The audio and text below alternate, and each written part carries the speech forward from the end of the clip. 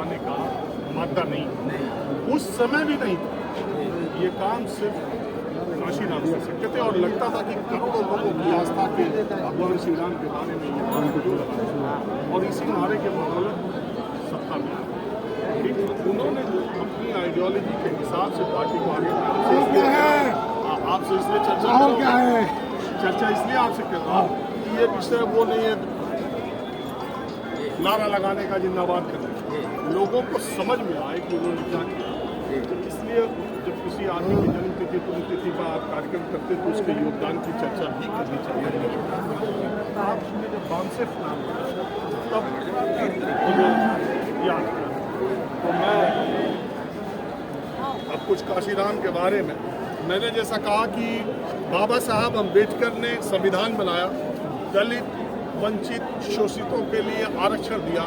उस आरक्षण के जरिए दलित समाज के 1.5% लोग शुरुआती 10-8-9 सालों में सरकारी नौकरी में आने में कामयाब हुए। लेकिन अपने निधन से कुछ दिन पहले बाबा साहब अम्बेडकर आगरा में थे।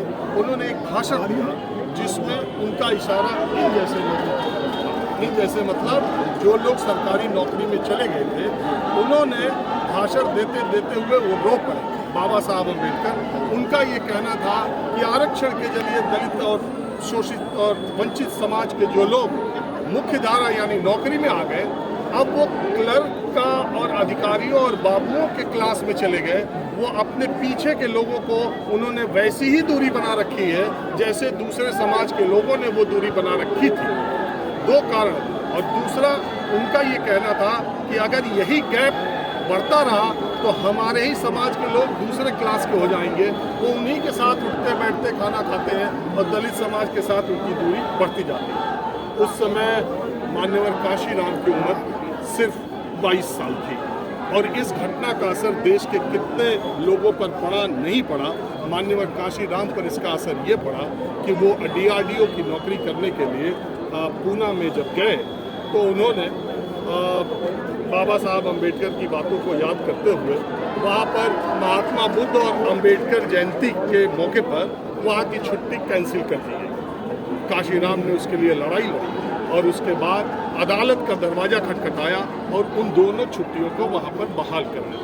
इसके बाद भारत की जातिवादी व्यवस्था के बारे में उन्होंने गहन अध्ययन किया और उसके बाद उन्होंने नौकरी छोड़ करके बहुजन समाज के लिए काम करने का फैसला किया। काशीराम, बाबा साहब अम्बेडकर जो न कर सके वो काशीराम ने किया।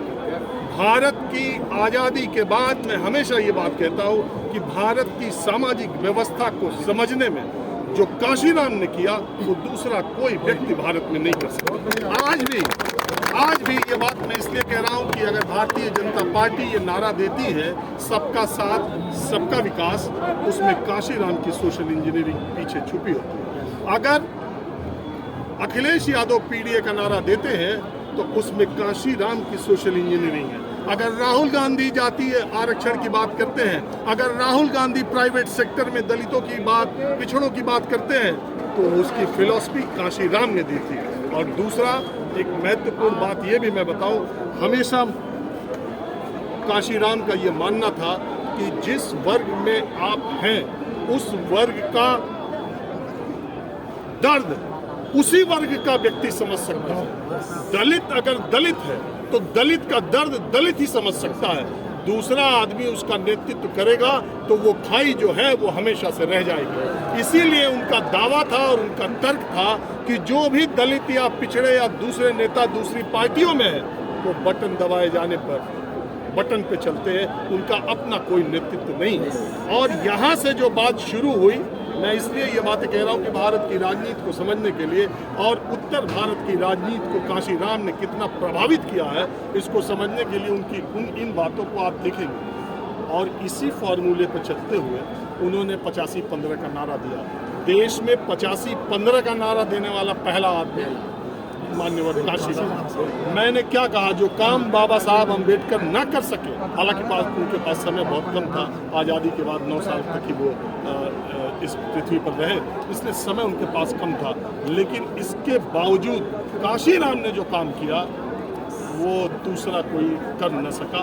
अब आगे की बात यह है कि मैं आपको मालूम है जब इस तरह की राजनीतिक हस्तियों के बारे में कार्यक्रम करता हूँ तो मुझे लगता है कि उनके बारे में जो महत्वपूर्ण प्रसंग हैं, महत्वपूर्ण किस्से कहानियाँ हैं, वो भी माहौल क्या है के जरिए आप तक पहुँचाऊँ। एक और मज़ेदार किस्सा, मुलायम सिंह यादव ने पार्टी बनाने का फैसला किया। जब बीपी सिंह से अलग हुए तो राष्ट्रीय अध्यक्ष बने उस पार्टी के चंद्रशेखर जी, और उसमें मुलायम सिंह यादव शामिल थे। बलिया की उस सम्मेलन में जाकर उन्होंने कहा कि वो ताजिंदगी चंद्रशेखर जी के साथ रहेंगे, चंद्रशेखर जी उनके नेता हैं। इसके बाद दिल्ली से लखनऊ की फ़्लाइट में काशीराम और मान्यवर काशीराम और मुलायम सिंह यादव अगल बगल बैठे थे।